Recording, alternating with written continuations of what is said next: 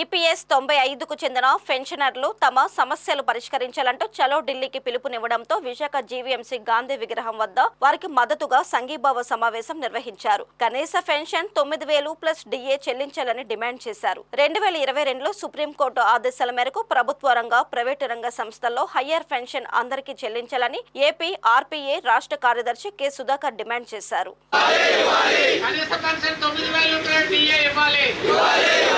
సుధాకర్ రావు, ఆంధ్రప్రదేశ్ ఏపీఆర్పీ రాష్ట్ర కార్యదర్శిని. మేము ఈ 95లో ఈ పెన్షన్ పెట్టిన దగ్గర నుంచి కూడా ఇది చాలా నష్టదాయకం అని చెప్పి పోట్లాడడం. సరే, ఏమైనా ఇంప్లిమెంట్ చేసింది గవర్నమెంట్.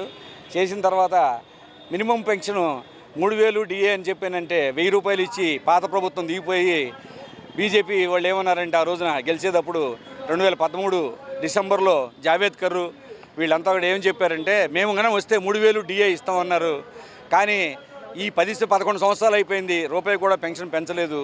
సుప్రీంకోర్టు హయ్యర్ పెన్షన్ ఇవ్వమని చెప్పని ఒక 2022 నవంబర్లో ఒక తీర్పు ఇచ్చింది. ఆ తీర్పును కూడా అప్పటి వరకు కూడా చాలా తక్కువ మందికి అమలుపరిచారు. దాని గురించి కూడా పోరాటం అవుతుంది. విశాఖపట్నంలో ఒక స్టీల్ ప్లాంట్కి కూడా లేదంటూ మొన్ననే ఇస్తామని చెప్పిన ప్రకటించారు. మిగతా ఏ పబ్లిక్ సెక్టర్ పరిశ్రమలోనూ అలాగే ప్రైవేట్లో ఉన్న కోరమాండ్లు, పాలిమర్స్ లాంటి దగ్గర కూడా ఎక్కడ కూడా హయ్యర్ పెన్షన్ కూడా ఇవ్వటం లేదు. మా డబ్బులు మా యొక్క నిధిలో, ఈ ఈపీఎఫ్ఓ నిధిలో సుమారు ఒక 8,88,000 కోట్లు నిలవ ఉంది. దాని వడ్డీ 52,000 కోట్లు వస్తుంది.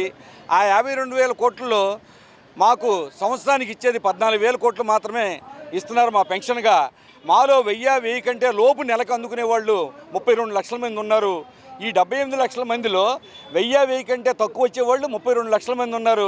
వీళ్ళు ఎవరంటే ప్రభుత్వ రంగం, ప్రైవేట్ రంగం, మా జర్నలిస్టులు, ఇలాగే కోఆపరేటివ్ సెక్టరు, వీళ్ళంతా కలిసి టోటల్గా 78 లక్షల మంది ఉంటే దాంట్లో 32 లక్షల మంది అత్యంత నీచమైనటువంటి 1,000 రూపాయల కంటే కూడా తక్కువతో ఉన్నారు. చాలా అన్యాయమైంది. మా డబ్బుల్లో వడ్డీయే 3వ వంతు ఇస్తుంటే మిగతాదంతా డబ్బులు కూడా ఎక్యుములేట్ అయిపోయి ఇప్పటికి మరి అంతవరకు చేరింది.